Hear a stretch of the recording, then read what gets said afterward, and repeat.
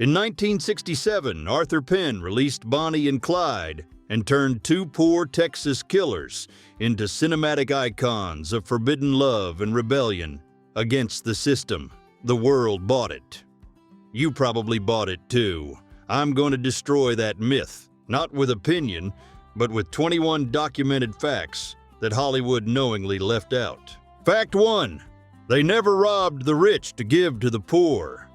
A lot of people grew up hearing that Bonnie and Clyde were some kind of Depression-era Robin Hood. That's a lie.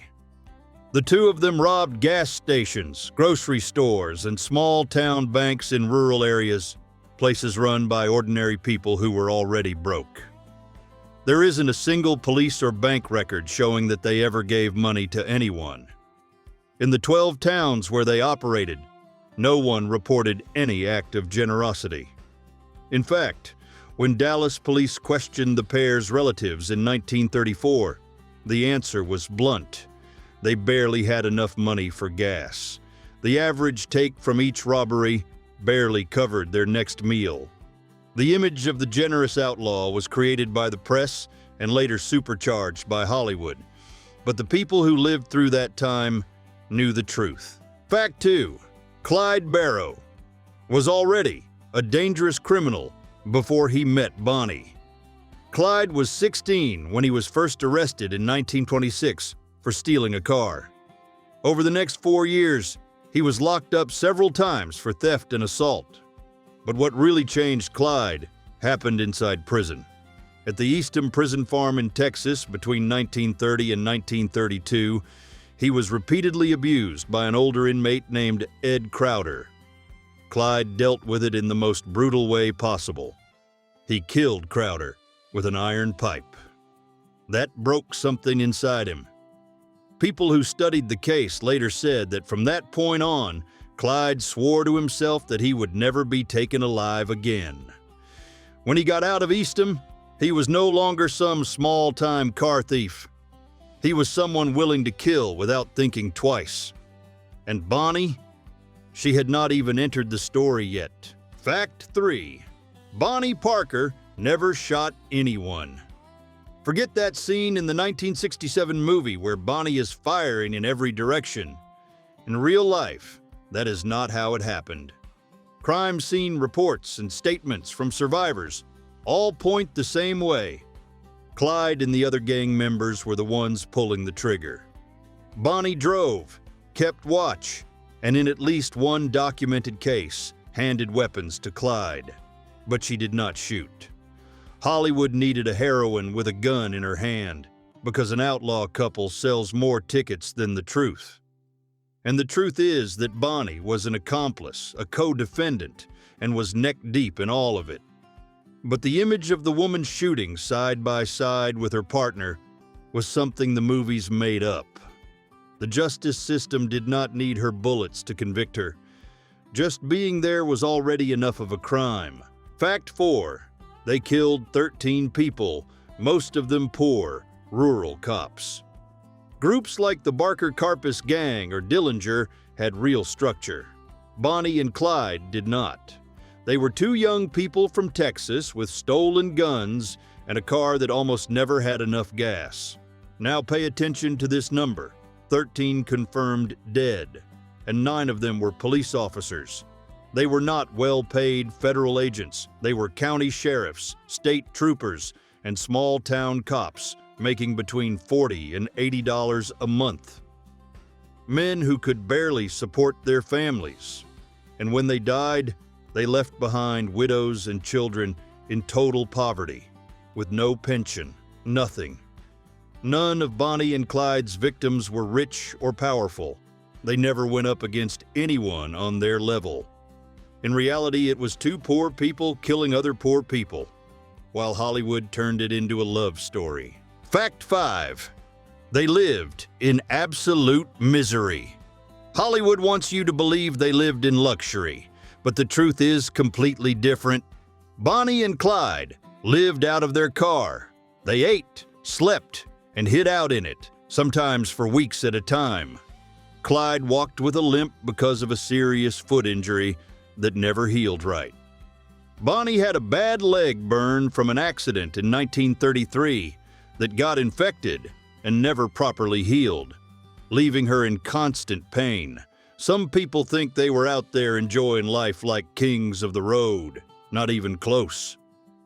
When they were killed in that ambush in Louisiana, everything they owned in the world fit on the seat of the car: 6 guns, a broken guitar, and $507 in cash. That was it. The entire net worth of 2 of the most wanted criminals in America fit in a suitcase. There was nothing glamorous about it. It was pure desperation. Fact 6. They were betrayed by one of their own. Bonnie and Clyde did not go down because of brilliant police work. It came down to plain and simple betrayal.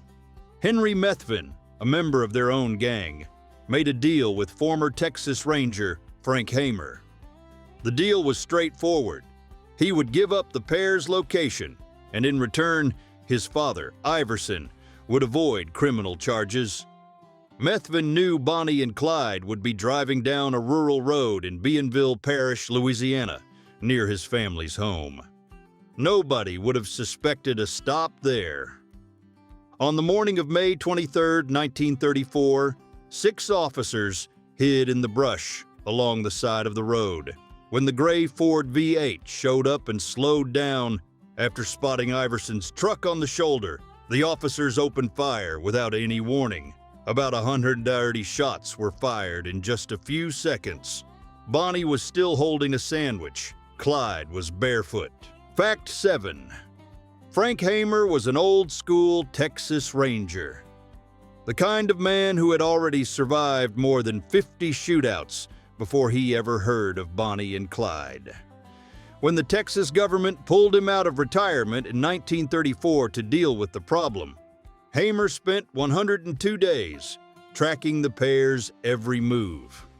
And when it was all over on that road in Louisiana, he did not treat it like some glorious victory. He told the Dallas Morning News they were pathetic people with no real skill other than pulling a trigger. When the 1967 movie came out and turned Hamer into a cowardly villain, his widow sued the studio. She lost, but letters from Hamer himself showed up in the case files, calling the 2 of them lost young people with no way out. The man who knew their routine better than anyone saw nothing romantic in that story. Fact 8. Bonnie Parker was not some single girl looking for adventure. When she met Clyde Barrow in January 1930, she was only 19 and was already legally married to Roy Thornton, a small-time criminal who was serving time. Bonnie never filed for divorce. And here is a detail that not many people know. On the day she was killed in that ambush in Louisiana, she was still wearing Roy's wedding ring. Now think about that. The woman Hollywood turned into Clyde Barrow's great love spent her whole life on the run, wearing another man's ring. Letters recovered by the police later showed that Bonnie and Clyde's relationship was anything but stable. They had constant fights, breakups, and getting back together moments. Nothing like that perfect movie romance.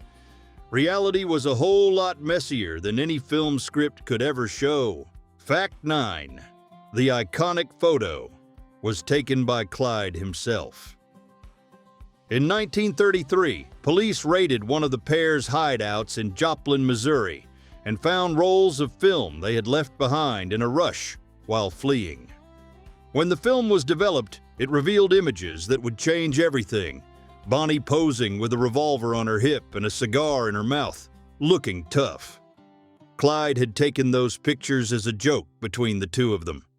Bonnie did not even smoke cigars. It was just the 2 of them messing around. But the press published the photos with zero context, and the American public bought that image as if it were real. Overnight, Bonnie became a symbol of a dangerous outlaw woman. She was devastated. She wrote to her own mother saying she was ashamed of those photos and did not want to be remembered that way. It did not matter. That image stuck to her forever, and to this day, it is still how the whole world recognizes Bonnie Parker. Fact 10. They never set foot in New York or Chicago. When people think about criminals from the 1930s, the big cities usually come to mind first. Al Capone ran Chicago. Lucky Luciano controlled New York.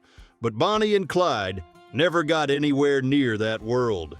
They lived on dirt roads in the backwoods of Texas, Oklahoma, Missouri, Iowa, Arkansas, and Louisiana. They robbed gas stations and roadside grocery stores that sometimes had less than $10 in the register. They had no connection to the mafia at all. They were not part of any criminal organization. They were two broke young people from rural Texas with stolen guns and a beat-up car. What turned those two into legends was not the size of their crimes. It was the press. Newspapers at the time needed stories that would sell, and a young couple on the run from the law was the perfect script. Their fame was built by headlines, not by what they actually did. Fact 11. The Great Depression created them, but it did not justify them. In 1930, 1 out of every 4 Texans was out of work. Banks were foreclosing on farms every week. Families were sleeping in cars because they had nowhere else to go. In that kind of world, a poor young man like Clyde Barrow looked around and saw no way out. Historians agree that the misery of that time pushed a lot of people into crime. But understanding the context is one thing. Justifying it is another. Because along the way, 13 people were murdered. One of them was a 26-year-old police officer whose wife was pregnant. He was making $60 a month to support his family, and he was shot doing his job. The Great Depression explains how Bonnie and Clyde came to exist, but it does not erase the blood they left behind. Fact 12. Right in the middle of the Great Depression, American newspapers were falling apart. They needed stories that would sell, and nothing sold better than outlaws. The Dallas Morning News and the Kansas City Star, among others, noticed something. A young couple running from the police made bigger headlines than any politician. So they made a deliberate choice. Instead of showing Bonnie and Clyde for what they really were, criminals who left real victims behind, they built the story of a rebellious couple in love, taking on the system. Reporters interviewed families destroyed by their crimes, but those stories almost never made the front page. What sold was the romance, the adventure. The public, crushed by misery, wanted an escape, and the newspapers gave them exactly that. The modern Robin Hood legend was not born on the streets. It was born in newsrooms, by men who knew fiction sold better than fact. Fact 13. Inside Eastham, Clyde was not just another inmate trying to survive. Records from fellow cellmates show that he was already violent before any involvement with gangs or organized crime. He picked fights without anyone even bothering him, and it did not stop there. Clyde killed 2 prisoners while he was inside. The Ed Crowder case became well known, but there was a second killing that had no clear connection to self-defense. In the 1980s, criminal psychologists reviewed his history and came to a conclusion nobody wanted to hear. Clyde showed signs consistent with severe antisocial personality disorder. The system did not create that violence. It was already there long before Bonnie, long before the escapes and shootouts. Hollywood chose to ignore that detail. Fact 14. Weeks before she died, Bonnie Parker wrote a poem called The Story of Bonnie and Clyde and sent it to the newspapers. The final verse clearly says that the two of them would end up going down together in an ambush. She was 23 years old. The police had already seized notebooks and letters from her containing other poems. Bonnie had been writing since school and was a good student before she gave it all up for Clyde. Historians who studied those texts say she knew exactly how it was all going to end. She was under no illusion, and even so, she did not stop. Some researchers believe she no longer even wanted to be saved. That poem was not a cry for help. It was an obituary she wrote for herself while she was still alive. And the most disturbing part is that she got every detail right. Fact 15. Bonnie's family never forgave Clyde. Emma Parker carried that pain to the end. In interviews during the 1950s, she did not talk about romance at all. She talked about a daughter who had been taken away. According to Emma, Bonnie tried to leave Clyde at least twice. In one of those cases, she was ready to turn herself in to the police when Clyde showed up and pulled her out of there by force. To Emma, there was no love story. There was a mother who lost her daughter to a violent man. On the other side, the Barrow family told a different version. They said Bonnie stayed because she wanted to, that nobody forced anybody. The two families agreed on almost nothing. But there was one point they all kept coming back to. Nobody, on either side, accepted the romantic version Hollywood sold to the world. The truth died with them on that Louisiana road. But the fairy tale never existed for the people who lived through it up close. Fact 16. The cops they killed are the ones people forgot. Malcolm Davis, H.D. Murphy, E.B. Wheeler, young rural Texas officers who crossed paths with Bonnie and Clyde and never made it home. Davis left behind a pregnant wife who had to raise their daughter alone in the middle of the Depression. Murphy had been married for just 6 months.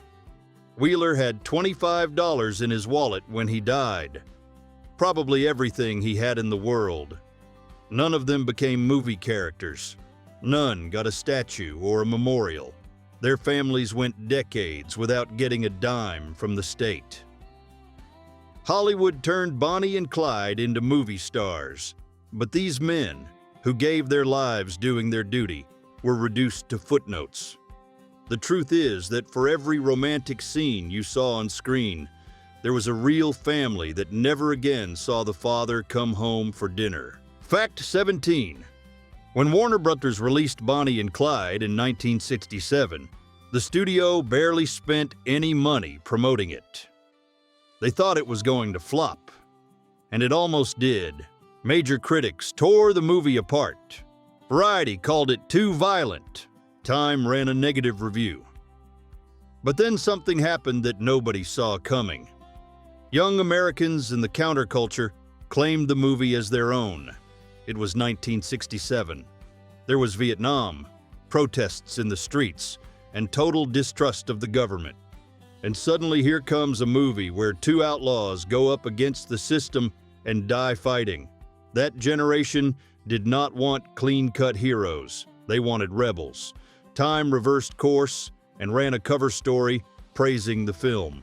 Warner re-released it in theaters, and this time it was a huge hit. The problem is that the success had nothing to do with historical truth. It had to do with timing. And it was that marketing accident that turned two violent criminals into a romantic couple for entire decades. Fact 18. The ranger who hunted Bonnie and Clyde for 100 days and died without any official recognition. Frank Hamer was already retired when Texas came knocking, asking him to come back for one mission only: take down Bonnie and Clyde. He agreed and spent more than 3 months tracking the pair, studying every pattern, every route, every contact. When the ambush finally happened in May 1934, Hamer and his team opened fire without giving any warning. And that detail became a problem. Legally, no one was given a chance to surrender, and that left the authorities unsure how to handle the case. The result was that the state of Texas simply ignored Hamer. No medal, no ceremony, no official thank you. He died in 1955 without ever receiving any formal recognition. That only happened in 2019, 65 years after his death. Fact 19. The gang had other members. People history erased. Everybody talks about Bonnie and Clyde like it was just the two of them against the world. That is not true. The Barrow Gang had several members over time. Buck Barrow, Clyde's older brother, took part in robberies and shootouts until he was shot in the head in July 1933 during a clash in Iowa. He died a few days later. His wife Blanche was arrested in that same shootout, almost blinded by flying glass. She was 22 years old. W.D. Jones joined the gang when he was only 16, and later he was arrested and testified against Bonnie and Clyde. Henry Methvin, the last recruit, was the one who turned them into the police in exchange for a deal for his own father. In other words, the pair's downfall came from inside their own group. Hollywood simplified everything to create that pretty story of two lovers alone against the system. The reality was a messy operation, with people coming and going, betrayals, and desperate decisions. Fact 20. They spent less time together than you think. Bonnie met Clyde in January 1930. By May of that same year, he was already in prison. He stayed locked up until February 1932. Do the math. Out of the 4 years between their first meeting and the 1934 ambush, 2 were spent behind bars. The actual time they spent together, free, barely added up to 2 years. And during those 2 years, they did not have a single day of peace. They slept in stolen cars, crossed state lines every week, and lived expecting gunfire at any moment. No home, no savings, no routine. Hollywood turned all that chaos into a passionate love story. But the truth is that their relationship was built on fear, exhaustion, and constant running. It was not romance. It was survival. Fact 21. Bonnie's last meal was a bologna sandwich. On the morning of May 23, 1934, Bonnie ate a bologna sandwich bought at a roadside grocery store in Sales, Louisiana. She was 23 years old and had $511 in her pocket. She had no idea that the friend who led them onto that rural road had made a deal with the police. When the Ford V8 stopped next to Henry Methvin's father's truck, 6 officers opened fire at the same time. There were 167 shots. The report found 50 wounds on Clyde and 23 on Bonnie. The sandwich was left on the floor of the car. Bonnie and Clyde were not Robin Hood. They were 2 young people wrecked by poverty who killed 13 people, most of them just as poor as they were. They became romantic symbols because the press and Hollywood needed heroes during the Depression and rebels in the 1960s. The real story is sadder and more human than the myth.